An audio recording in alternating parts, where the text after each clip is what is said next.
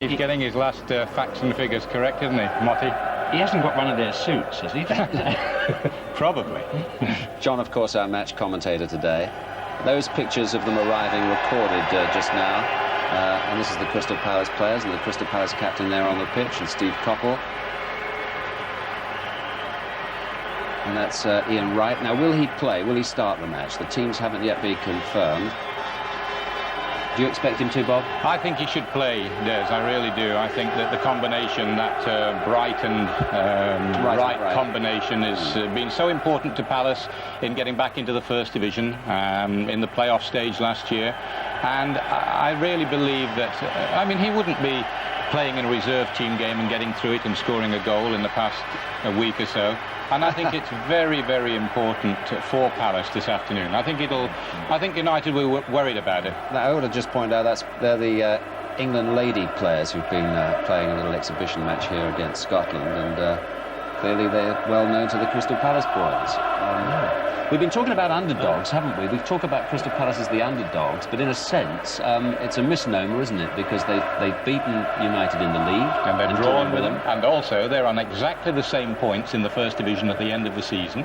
So the only reason it's called underdogs today, Palace, is the fact that they cost possibly £3 million and come from South London. And Manchester United cost 11, 12,000. Yeah, 11, 12,000. You're only talking about the size of the club in the mind, but as regards, I don't think there's an underdog today in terms of current form at all. Their records say that both teams are entitled to win the match, and both teams could lose it today. I think it'll be very close. And of course, if you're talking about underdogs, the underdogs have got a super record here in recent seasons, haven't they? They have. Wimbledon with Coventry, etc. Yeah. First-timers, both those clubs were first-timers, and for Crystal Palace it's first-timers as well.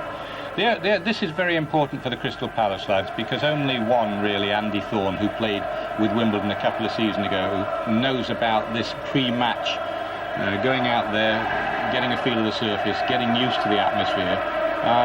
A lot of people say, well, will they freeze? Well, Coventry didn't freeze and Wimbledon didn't freeze, and I really don't expect these lads to freeze at all either. They're too busy to freeze because their manager will have them so hyped up, looking upon themselves to an extent as the less glamorous side, if not underdogs, to run until they drop for the Palace cause. I mean, that's what they did against Liverpool, and they wore them down. They would not be beaten in the end. But a very interesting point you make about picking players who've recently been injured, going back to the 1982 World Cup, when Ron Greenwood didn't start with Trevor Brookie and Kevin Keegan, two of our star players at that time, and brought them on at a point where we'd already got behind.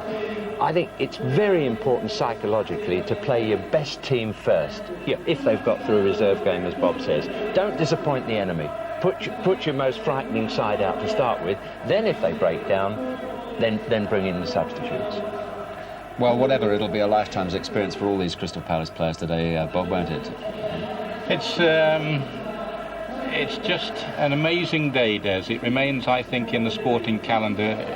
OK, I'm a footballing man, but it is very difficult to describe. I know just leaving home today, and my wife tends to be a footballing lady, but she had a knot in her stomach. It's cup final day. There is a special thing about it. I think the stadium has become a great stadium, you know. People talk about us finding a new national stadium. All seated here. I honestly believe that pitch is without equal anywhere at the moment, don't you, Jim? They have done a splendid job. The pitch now is, as it was, admired by everyone in the world for its grass. You know, there's nowhere better to find decent grass than in England.